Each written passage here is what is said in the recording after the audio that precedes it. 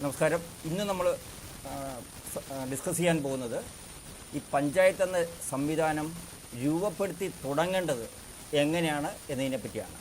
പഞ്ചായത്തിന് തുല്യമായ, പഞ്ചായത്ത് പോലെയുള്ള ഒരു സംവിധാനം, പഞ്ചായത്തുകളെ കേരളത്തിലെ പഞ്ചായത്തുകളെക്കാൾ ചെറുതായിരിക്കണം. കാരണം അവിടെ ഒത്തിരി ജനപ്രതിനിധികൾ ഉണ്ടാകരുത്. ഒന്നാമത്തെ കാര്യം, ഒരു പ്രസിഡൻറ്റും ഒരു വൈസ് പ്രസിഡൻറ്റും മാത്രമേ ജനപ്രതിനിധികളായിട്ട് ഉണ്ടാകാവൂ.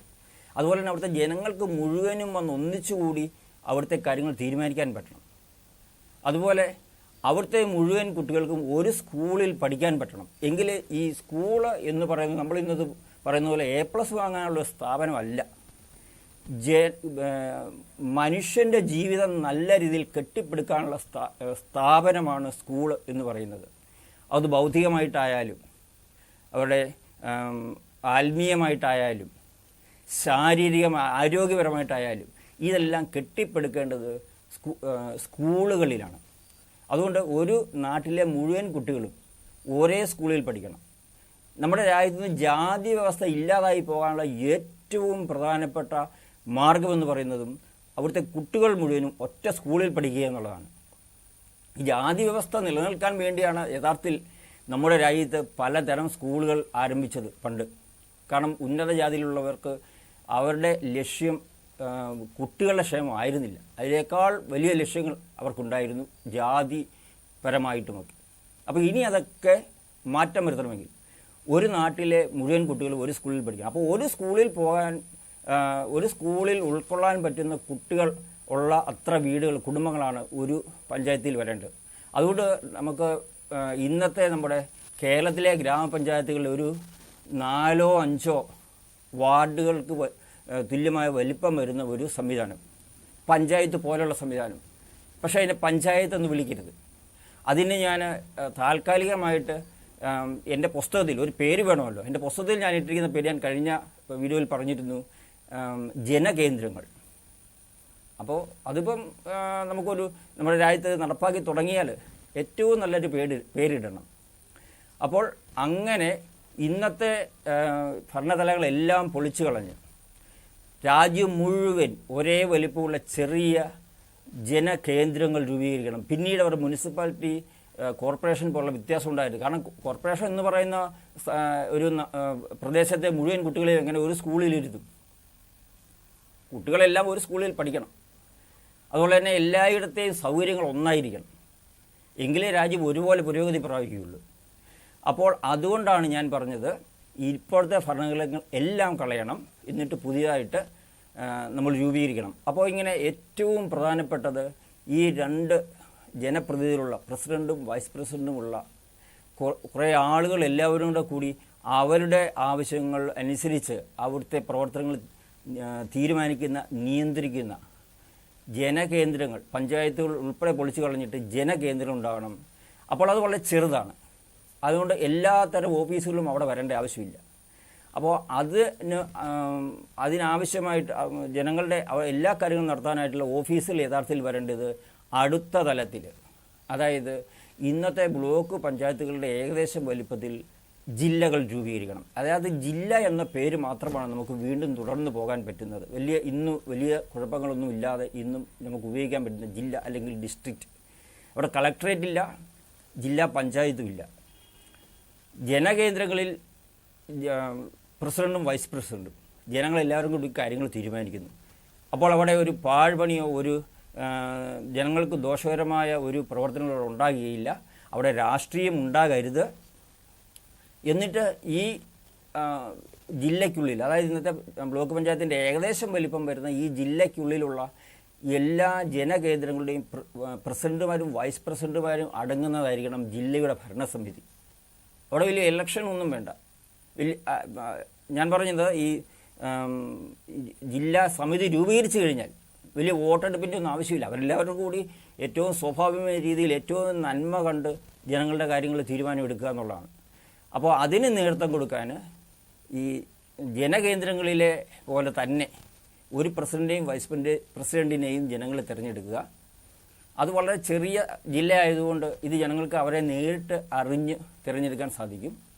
എന്നിട്ട് അവരുടെ നേതൃത്വത്തിൽ എല്ലാ ജനകേന്ദ്രങ്ങളുടെയും പ്രസിഡന്റുമാരും വൈസ് പ്രസിഡന്റുമാരും കൂടെ കൂടി ഉള്ള ഒരു ഭരണസമിതി അവിടുത്തെ കാര്യങ്ങൾ തീരുമാനിക്കുന്നു.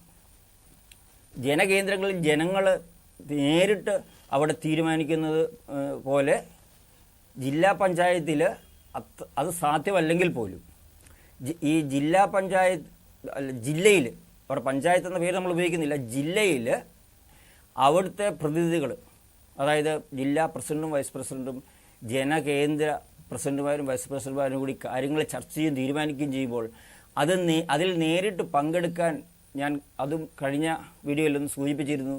ഏതാണ്ട് ഒരു ഇൻഡോർ സ്റ്റേഡിയം പോലെ ജനങ്ങൾക്ക് വന്നിരുന്ന് കാര്യങ്ങൾ പറയാനും അതിൽ പങ്കെടുക്കാനുമുള്ള സൗകര്യം അവിടെയും ഉണ്ടായിരിക്കണം. ഈ 2 തലങ്ങളാണ് ഏറ്റവും പ്രധാനമായിട്ടും നമ്മുടെ രാജ്യത്തുണ്ടാകേണ്ടത്. അവയ്ക്ക് നേതൃത്വം കൊടുക്കാനായിട്ട് മൂന്നാമതൊരു തലം, നമ്മുടെ സ്റ്റേറ്റ് എന്ന സംവിധാനം ഏറ്റവും വലിയ തിന്മയാണെന്ന് നമ്മൾ കണ്ടു കഴിഞ്ഞു. അതിന് വീണ്ടും ഒന്നുകൂടെ ആവർത്തിക്കാൻ ഞാൻ ഉദ്ദേശിക്കുന്ന അതിൻ്റെ ആവശ്യമില്ല.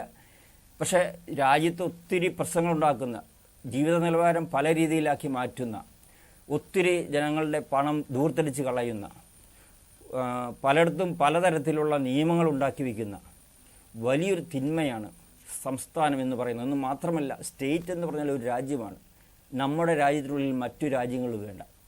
അതിന് പകരം നമ്മൾ അതുകൊണ്ട് തന്നെ ആ പേരും കളയണം. അതിന് പകരം നമ്മൾ പറഞ്ഞു ചെറിയ ചെറിയ പ്രൊവിൻസുകൾ ഉണ്ടാക്കുക. നമ്മുടെ കേരളത്തെക്കാളും കഴിയുമെങ്കിൽ ചെറിയ വലിപ്പം. ഉറപ്പായിട്ടും കേരളത്തിലെ ജനങ്ങളെക്കാൾ കുറച്ച് ജനസംഖ്യ ഇവിടെ വരാവൂ. ആ ജനങ്ങളുടെ ജനകേന്ദ്രങ്ങളിലും ജില്ലകളിലും നടക്കുന്ന തീരുമാനങ്ങളിലും ഭരണ സംവിധാനങ്ങളിലുമെല്ലാം എപ്പോഴും ഒരു ജനക്ഷേമകരമായ രാജ്യത്തെ നിയമവുമായി ബന്ധപ്പെട്ട കാര്യങ്ങൾ പൂർണ്ണമായിട്ടും നടപ്പാക്കാൻ വേണ്ടി അവരെ സഹായിക്കാനും അവർക്ക് നേതൃത്വം കൊടുക്കാനും മാത്രമുള്ള ചില സംവിധാനം, പുതിയ നിയമങ്ങൾ ഉണ്ടാക്കാനൊന്നും അവർക്ക് അധികാരം കൊടുക്കരുത്. അവിടെയും ഒരു കൂടി വന്നാൽ ഒരു പ്രസിഡൻറ്റും ഒരു വൈസ് പ്രസിഡൻറ്റും ഒരു 5-6 മന്ത്രിമാരും മാത്രമേ ഉണ്ടാകാവൂ. അവിടെ സ്പീക്കർ എന്ന സംവിധാനം വേണ്ട, ഗവർണർ എന്ന സംവിധാനം വേണ്ട. ഇന്നത്തെ സ്പീക്കറിന് തുല്യമായിട്ട് അവരുടെ സമ്മേളന അല്ലെങ്കിൽ അവരുടെ ഈ തീരുമാനങ്ങൾ എടുക്കാൻ വേണ്ടിയിട്ട് അവരുടെ സമിതി ചേരുമ്പോൾ, അതെന്ത് പേരിലായിക്കോട്ടെ, അത് ചേരുമ്പോൾ അതിന് അത്യാവശ്യം നേതൃത്വം കൊടുക്കാനും നിയന്ത്രിക്കാനും അത് ഇന്ത്യ ഗവൺമെൻറ്റിന്, യൂണിയൻ ഗവൺമെൻറ്റിനെ അറിയിക്കാനും അങ്ങനെയുള്ളൊരു അവർ ഈ ഇന്ത്യൻ ഗവൺമെൻറ്റും ഈ പ്രവിശ്യ ഗവൺമെൻറ്റും തമ്മിലുള്ള ഒരു കണക്ഷന്, ഒരു യോജിപ്പ്, അതിൻ്റെ ഒരു ഇട നിന്നുകൊണ്ട് 2 വോട്ടുകൾ തമ്മിൽ ബന്ധിപ്പിക്കുന്ന ഒരു വ്യക്തി ഇന്നത്തെ ഗവർണർക്ക് പകരമുണ്ടാകാം. അവർക്ക് അസാധാരണമായ അവിടുത്തെ ഭരണസമിതിയുടെ മുകളിൽ അധികാരമൊന്നും ഉണ്ടായിരിക്കുകയും ചെയ്യരുത്. അങ്ങനെയുള്ള ഭരണ സംവിധാനമാണ് ഇന്ത്യയിലുണ്ടാകുന്നത്. ആ ഒറ്റ സംവിധാനത്തിലൂടെ നമുക്ക് ഒത്തിരി നന്മ ഉണ്ടാവും. അതുപോലെ രണ്ടാമത് ഞാൻ പറഞ്ഞത്, നമ്മൾ ഇത് രൂപീകരിക്കാൻ നേരത്ത് നമ്മൾ നമ്മുടെ രാജ്യത്തെ 2ആയിട്ട് തിരിക്കേണ്ടതുണ്ട്. അതായത് വനമായിട്ടും ജനവാസ പ്രദേശമായിട്ടും വാസ പ്രദേശങ്ങളായിട്ടും തിരിക്കേണ്ടതുണ്ട്. അതിൽ ചെയ്യേണ്ട കാര്യം ഞാൻ പറഞ്ഞത്, ഇതിനിടയിൽ ഒരു JCB ഒക്കെ ഉപയോഗിച്ചൊരു റോഡ് വെട്ടിയാണ് അതിലുണ്ടാക്കേണ്ടതെന്ന് ഞാൻ പറഞ്ഞു.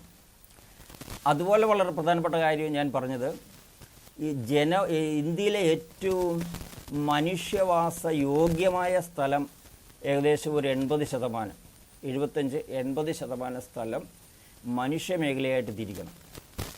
ബാക്കി സ്ഥലം, മനുഷ്യവാസയോഗ്യമല്ലാത്ത സ്ഥലം, അത് വനത്തിന് യോഗ്യമായ സ്ഥലമാണ്. കാരണം എല്ലാ ജീവികളും മനുഷ്യന് ഇഷ്ടപ്പെട്ട സ്ഥലത്തല്ല ജീവിക്കേണ്ടത്. പാറക്കെട്ടുകളിൽ ജീവിക്കേണ്ട ജീവികളുണ്ട്, വലിയ ചെളിവെള്ളത്തിലും അല്ലെങ്കിൽ വലിയ ചതുപ്പ് നിലങ്ങളിൽ ജീവിക്കേണ്ട ജീവികളുണ്ട്. അതൊക്കെ അവർക്ക് വിട്ടുകൊടുക്കണം. അങ്ങനെ ഒരു 20-25 സ്ഥലം വനവുമായിട്ട് തിരിച്ചാൽ ഇന്നുള്ള അനേകം പ്രശ്നങ്ങൾ പോകും. ഇന്ന് നമ്മുടെ എന്നും സ്ഥിരമായി നമ്മളിന്ന് കേൾക്കുന്നതാണ് നമ്മുടെ നാട്ടിൽ വന്യമൃഗങ്ങളുടെ ശല്യം. അതിന് കാരണം എന്താ? മനുഷ്യർക്ക് അറിഞ്ഞുകൂടാ ഏതാണ് മനുഷ്യൻ്റെ മേഖല, വനമേഖല. മൃഗങ്ങൾക്കും അറിഞ്ഞുകൂടാ ഏതാണ് അവരുടെ മേഖല, മനുഷ്യൻ്റെ മേഖല. ഏതാണ്ട് ഇപ്പോഴത്തെ അവസ്ഥ എന്ന് പറഞ്ഞാൽ ശരിക്കും നമ്മുടെ രാജ്യത്തെ, നമ്മുടെ നാട്ടിലെ, സംസ്ഥാനത്തെ ചില ടൗണുകളുടെ, പ്രത്യേകിച്ചും ഇടുക്കി പോലുള്ള ജില്ലകളിലെ ചില ടൗണുകളിൽ പോലും പട്ടയമില്ലാത്ത വനമേഖല, വനത്തിൻ്റെ സ്ഥലങ്ങളുണ്ടെന്നാണ് പറയപ്പെടുന്നത്. അതൊരു പക്ഷേ മൃഗങ്ങളും ആധുനിക സംവിധാനം അറിഞ്ഞിട്ടായിരിക്കാം അവരുടെ സ്ഥലം അവകാശപ്പെടുത്താൻ വരുന്നതായിരിക്കാം, കാട്ടുപന്നികളും ആനകളുമൊക്കെ. പക്ഷേ ഇതിൻ്റെ പേരിൽ എത്രയോ ജീവനുകൾ പൊലിയുന്നു, എത്രയോ എന്തുമാത്രം പണം, നമ്മൾ നികുതി കൊടുക്കുന്ന പണം ചെലവഴിച്ച് കളയുന്നു. എന്നിട്ടും മനുഷ്യർ എത്രമാത്രം വേദന അനുഭവിക്കേണ്ടി വരുന്നു. അതിനുമപ്പുറം മനുഷ്യന് അവൻ്റെ കൃഷിയുമൊക്കെ നശിച്ചിട്ട് അതിൻ്റെ ബുദ്ധിമുട്ട് മൂലമാകാം കരണ്ട് കൊണ്ട് വേലിയുണ്ടാക്കി അതിൽ മൃഗങ്ങളെ പോലെ തന്നെ മനുഷ്യനും പടഞ്ഞു മരിക്കുന്ന സംഭവം ഉണ്ടാകുന്നു. ഇതൊക്കെ ഉണ്ടാകുമ്പോൾ ഇനിയും ആവർത്തിക്കരുത് എന്ന് പത്രങ്ങളിൽ എഡിറ്റോറിയലൊക്കെ എഴുതി വന്നിട്ട് ഒരു കാര്യവുമില്ല. എങ്ങനെ ഇത് ആവർത്തിക്കാതിരിക്കും? അത് ആവർത്തിക്കാതിരിക്കണമെങ്കിൽ ഇത് തന്നെ സംഭവിക്കണം. ജനങ്ങളെ ജീവിക്കാൻ മനുഷ്യ മേഖലയും വനവുമായിട്ട് ഈ ഭൂമിയെ തിരിക്കണം. പട്ടയം എന്ന് പറയുന്ന സംവിധാനമേ ഇനി ആവശ്യമില്ല. എന്താണ് ഈ പട്ടയം? അത് മനുഷ്യൻ ജീവിക്കുന്ന മേഖലയിൽ പട്ടയം ഇല്ലാത്ത സ്ഥലം, അത് വനമാണെന്നാണ് പറയുന്നത്. അത് ഇനി ഒരിക്കലും അങ്ങനത്തെ സ്ഥലം, പട്ടയമുള്ള സ്ഥലം, പട്ടയം ഇല്ലാത്ത സ്ഥലം എന്നൊരു വ്യത്യാസം ഉണ്ടാകരുത്. വ്യത്യാസം ഉണ്ടാകേണ്ട ഇതേ ഉള്ളൂ, വനം, മനുഷ്യ മേഖല. അപ്പോൾ ഈ ഇന്നുള്ള അനേകം ദുരിതങ്ങൾ പോകും എന്ന് മാത്രമല്ല, ഈ മനുഷ്യ മേഖലയായിട്ട് തിരിക്കുന്ന സ്ഥലം മാത്രമായിരിക്കണം പിന്നെ മനുഷ്യൻ കൈവശപ്പെടുന്നത്. ആ റോഡിനപ്പുറം മനുഷ്യൻ പോവുകയില്ല. അതുപോലെ മൃഗങ്ങളെ ആ റോഡിനപ്പുറം നിർത്താനുള്ള പല സംവിധാനങ്ങളും ഈ റോഡ് ഉപയോഗിച്ച് തന്നെ ചെയ്യാൻ സാധിക്കും. അതിന് നമ്മൾ ഇന്ന് ചിലവാക്കിക്കൊണ്ട് വനസംരക്ഷണം എന്ന് പറഞ്ഞുകൊണ്ടും ആനയെ ഓടിക്കാനും പന്നിയെ ഓടിക്കാനും ഒക്കെ ചിലവഴിച്ചുകൊണ്ടിരിക്കുന്ന അത്ര പണം വേണ്ടെന്ന് മാത്രമല്ല, അതൊന്നുകൊണ്ടും തീരാത്ത ദുരിതങ്ങൾ തീരുകയും ചെയ്യും. എന്ന് മാത്രവുമല്ല, ഈ റോഡുകൾ നമ്മുടെ ടൂറിസം ഡെവലപ്മെൻറ്റിന് ഉപകാരപ്പെടും. അങ്ങനെയും രാജ്യത്തിന് പുരോഗതി ഉണ്ടാകും. അതുകൊണ്ടാണ് ഞാൻ പറഞ്ഞത്, ഈ മനുഷ്യമേഖലയും ഈ വനമേഖലയും റോഡ് വെട്ടി തന്നെ തിരിക്കണമെന്ന് പറഞ്ഞത്. അതിൽ കൂടുതൽ ഫെൻസിങ്, മതിലുകളോ വേലികളോ ആവശ്യമുണ്ടെങ്കിൽ ഈ റോഡിൻ്റെ സൈഡിലൂടെ ആ നാട്ടിലെ ജനകേന്ദ്രങ്ങൾക്കും ജനങ്ങൾക്കും കൂടി വളരെ ഈസിയായിട്ട് നിർമ്മിച്ച് പോകാവുന്നേ ഉള്ളൂ. അപ്പോൾ ഈ ഒരു വലിയ ദുരിതം അതോടെ തീരും. അതിനുശേഷം വനത്തിൽ മൃഗങ്ങൾക്ക് ദ്രോഹം ഉണ്ടാക്കുന്ന മനുഷ്യനും മനുഷ്യമേഖലയിൽ മനുഷ്യന് ദ്രോഹം ഉണ്ടാക്കുന്ന മറ്റു ജീവികളും ശിക്ഷിക്കപ്പെടണമെന്നൊരു നിയമമുണ്ടാവും. അതോടെ അത് ഉപയോഗിച്ച് നമുക്ക് ഇവിടുത്തെ തെരുവ് നായ പ്രശ്നമൊക്കെ പരിഹരിക്കാൻ സാധിക്കും. അപ്പോൾ അങ്ങനെ തിരിച്ചു കഴിഞ്ഞാൽ പിന്നെ ഈ വനമേഖലയിൽ ഇന്നത്തെ ഗ്രാമപഞ്ചായത്തിൻ്റെ 4 or 5 വാർഡുകളൊക്കെ വലുപ്പത്തിൽ വേണം ഈ ജനകേന്ദ്രങ്ങൾ രൂപീകരിക്കാൻ. അതിൽ വേണ്ട സൗകര്യങ്ങൾ എന്തൊക്കെയാണ് ഞാൻ ഏകദേശം ഒന്ന് പറഞ്ഞു. സ്കൂളുകളുടെ കാര്യം, അതുപോലെ മനുഷ്യന് വേണ്ടി എല്ലാ സൗകര്യങ്ങളും, മനുഷ്യർ നികുതി കൊടുക്കുന്ന പണം, അതിൻ്റെ ഒരു വിഹിതം, അതിലൊരു പകുതി നേരിട്ട് ഗ്രാമപഞ്ചായത്തിലേക്ക് വരികയും ആരുടെയും മുമ്പിൽ കൈനീട്ടി യാചിച്ച് വാങ്ങിക്കേണ്ട അവസ്ഥ വരാതെ ഈ ജനങ്ങൾ കൊടുക്കുന്ന നികുതിയുടെ പകുതി നേരിട്ട് ഈ ജനകേന്ദ്രങ്ങളിലേക്ക് വരികയും അത് ആ ജനകേന്ദ്രത്തിലെ മുഴുവൻ ആളുകളുടെ ആവശ്യത്തിന് വേണ്ടി ഏറ്റവും നല്ല രീതിയിൽ ഉപകരിക്കുകയും ചെയ്തുകൊണ്ട് നമ്മുടെ രാജ്യത്തിൻ്റെ വികസനം ആരംഭിക്കും. ഇതൊരു വികസിത ക്ഷേമ രാഷ്ട്രമായി മാറുന്ന പ്രക്രിയ അവിടെ ആരംഭിക്കും. അടുത്ത വീഡിയോയിൽ നമ്മൾ ഇതിൻ്റെ തുടർച്ചയായിട്ട് ഈ സൗകര്യങ്ങൾ എന്തൊക്കെയായിരിക്കണം, ഈ സംവിധാനങ്ങൾ എങ്ങനെ പ്രവർത്തിക്കണം എന്ന് നമ്മൾ ഡിസ്കസ് ചെയ്യുന്നതായിരിക്കും.